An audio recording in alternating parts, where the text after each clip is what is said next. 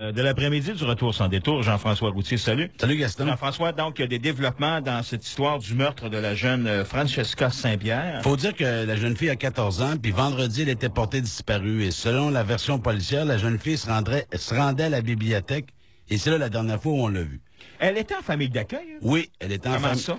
Ça, l'histoire ne le dit pas, sauf que... Elle était atteinte du syndrome de la tourette, ouais. Elle était sous forte médication, puis là, les examens toxicologiques vont vérifier, par exemple, si à quand remonte sa dernière prise de médication. Oui, mais ça a Sauf rien que à voir avec les battus. Sauf que ce matin... Elle a été assassinée en plein jour, en plus. Sauf que ce matin, on a arrêté un jeune de 15 ans. Est-ce que c'est quelqu'un qui était près de la mère?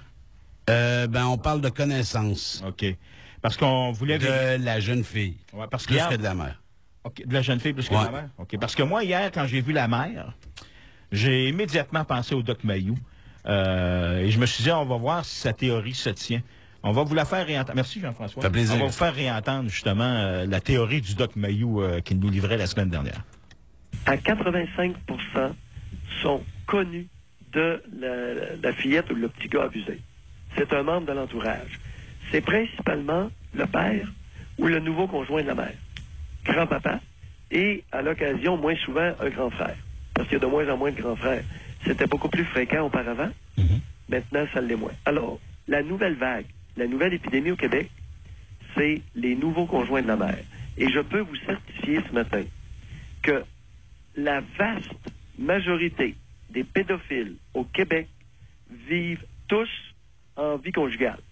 Ils font tous vie commune avec une femme qui a des petits-enfants. M'avez-vous bien compris? Absolument. C'est pour eux un nouveau terrain de jeu. Alors, tout ce qu'il y a de pédophiles sont à la recherche non plus des équipes de sport, non plus des scouts, Non, c'est intéressant. non plus des piscines publiques, non plus des cours d'école ou des écoles à titre de concierge, etc. Mais ils sont tous, ou presque, à la recherche d'une monoparentale avec 2-3 enfants. Me suis-je bien expliqué? Absolument.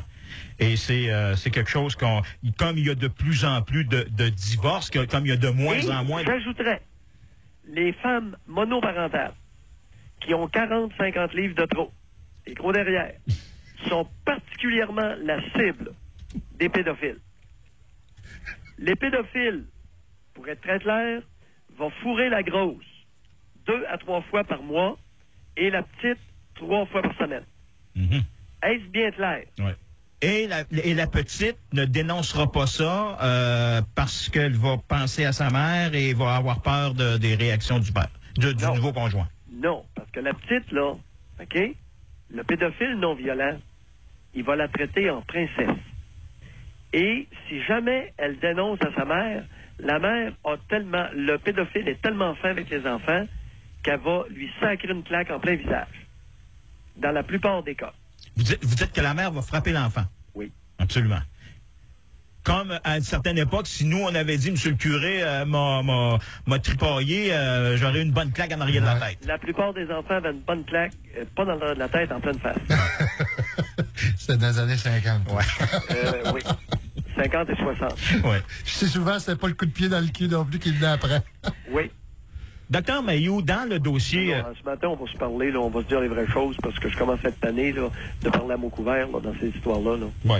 Les grosses là, qui deviennent soudainement, une grosse monoparentale qui devient soudainement objet de désir là, de la part d'un homme, là, puis qui est ultra fin avec les enfants. Hey, allume ma grosse. Et hier, quand j'ai vu la mère, je n'ai pas pu faire autrement que penser à la théorie du Doc Mayou. 7h40, les sports vont suivre, 7 degrés.